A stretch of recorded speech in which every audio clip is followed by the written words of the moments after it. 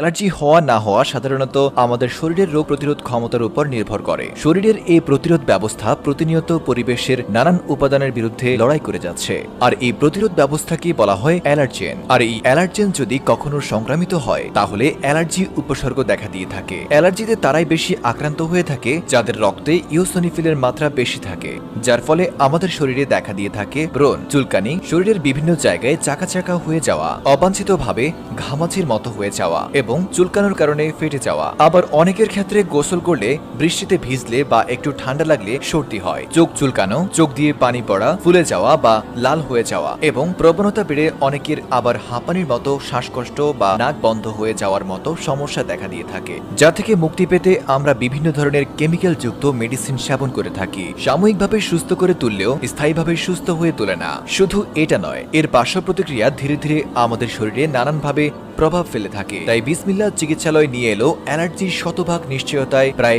16টি ঔষধি গাছগাছড়ার সমন্বয়ে অ্যালার্জি বিনাশ, যা কোনো প্রকার পার্শ্ব প্রতিক্রিয়া ছাড়াই খুব সহজেই রক্তের সাথে মিশে যায়। তাই রক্তে থাকা অ্যালার্জির ক্ষতিকর কোষ বা কণিকাগুলোকে ধ্বংস করে খুব সহজেই। তাই দেরি না করে আজই অর্ডার করুন আমাদের ফেসবুক পেজে, অথবা যে কোনো পরামর্শের জন্য আমাদের হোয়াটসঅ্যাপে নক করুন 01740091861 এই নম্বরে।